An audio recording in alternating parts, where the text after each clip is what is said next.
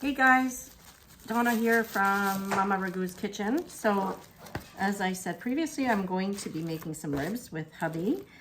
So I know some people are asking about what is all about this taking the membrane off. So I want to show you a couple of things. So we always buy back ribs. We just find the back ribs are more tender. But if you like side ribs, it's up to you. I find that they're a little bit fattier. So I bought these ones at Costco. They come in a pack, great price, I find. So first thing I do, I took them out of the package. They're gonna be quite wet. So the first thing you should do is dry them. And I'm just using a paper towel.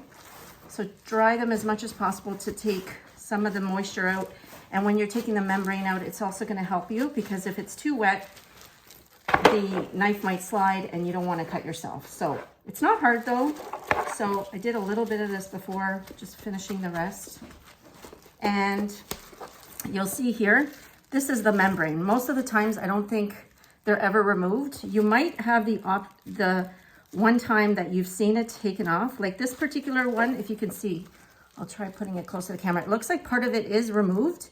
So if you happen to get one that the butcher somehow removed it, you may not have as much work to do and you might be able to just pull that piece. But if not, like in this case, the membrane is still there.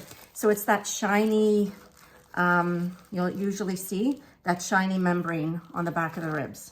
So I usually get a smaller knife. This is almost like a paring knife, but get whatever you feel comfortable with and try to find a piece, like on this one here.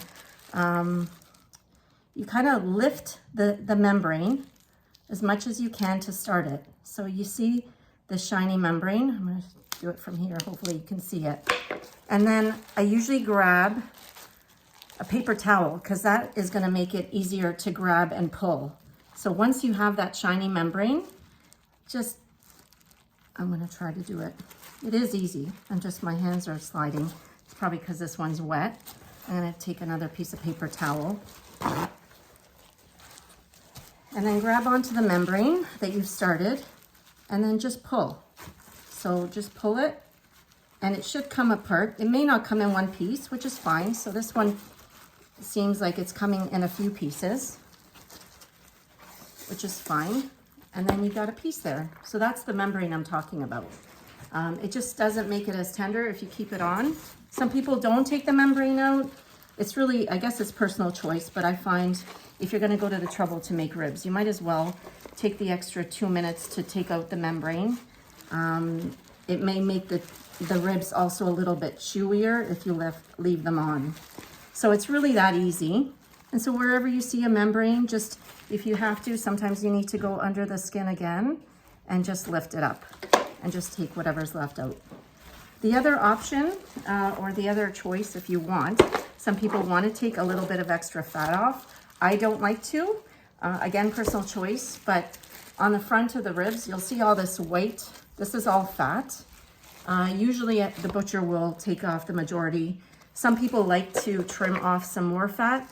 I probably would say don't do it because you're not gonna get as much flavor to your ribs, and they may fall off or fall apart a little bit more if you do that. But if you do see a little bit like this one here, where there's a few pieces hanging there, you can go ahead and take it, but I would leave the ones at the front. It's more about the membrane, okay?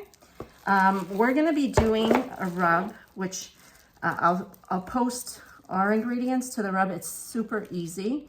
What we do is we slather the ribs with mustard first. The mustard is what helps break the fibers of the ribs down and make them more tender. And then we put the mix that we have. So I'm gonna get that all put together. I'll show you what I do and then the process along with the chips. Okay, see you soon.